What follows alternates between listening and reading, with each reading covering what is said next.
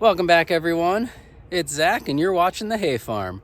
We're going to finish strapping up this load of logs and then hook the trailer up and take it over to November Farms to drop them off for sawmilling at a later date. I'm going to get 4/4 rough sawn, siding, but boards out of it for either, some sort of lap or board and batten siding. And hopefully they'll let me film some of the process over there. But anyway, let's get to strapping these up. I ended up using around 6 1-inch, 1,000-pound ratchet straps as well as 2 chains with binders. This was the first time with the trailer that I ever had a reason to buy chain binders to be able to properly hold down heavier items.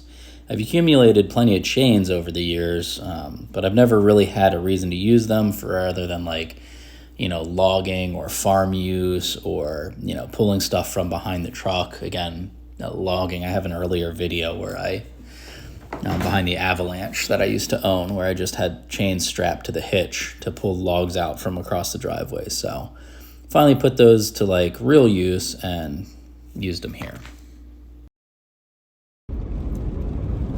So I didn't get any video of unloading those logs the other day.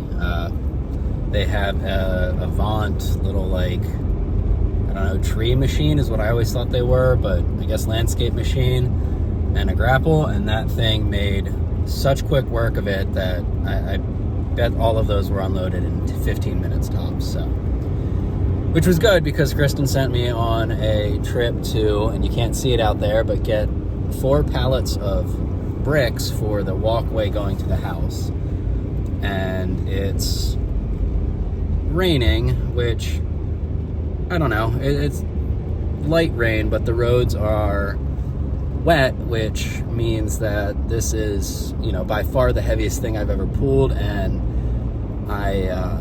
it's been fun trying to pull out, especially going up a hill, the wet road. I can't get enough traction to the ground. I have plenty of power, but I can't get that to the wheels with the road being wet. I am loaded properly.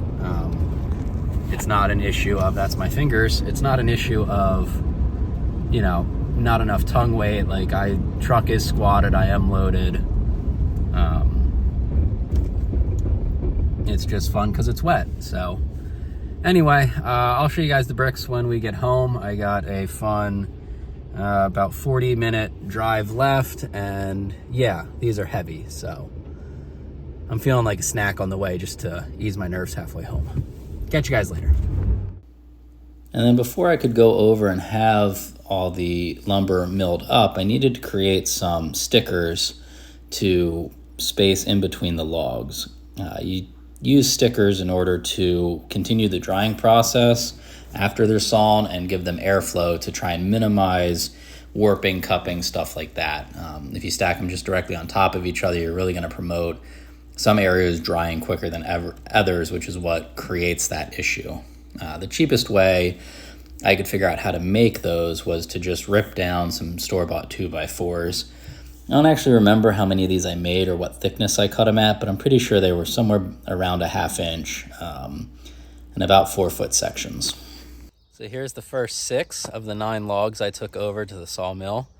I didn't film any of the cutting of it because we were both trying to just wrap our heads around it, get everything going, find a process, that sort of thing. I do plan to film the next 3, assuming, again, that they allow me to, but I don't think that'll be an issue. So, bunch of about 7/8 inch thick boards on the bottom for the siding, and then some thicker stuff and some offcuts and corner boards, stuff like that, with the scraps that we just couldn't cut based on the way the mill was, or,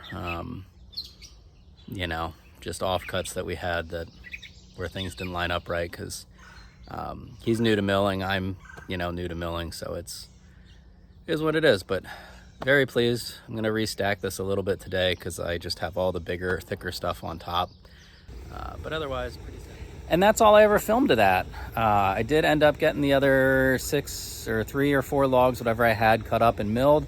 I brought it all home, I stacked it, we used it for a couple projects around here, which I will show you guys at a later date. That was all done in spring / early summer of 2023. It's now spring of 2024, and with all the green and the warm temperatures, it's once again piqued my interest in farming or homesteading or whatever you want to call what this is that we're doing, and trying to record it to have progress and updates and be able to look back at what we did. So yeah, hopefully some more videos to come here. If you did enjoy it, please hit the thumbs up, consider subscribing, and until next time, have a great day.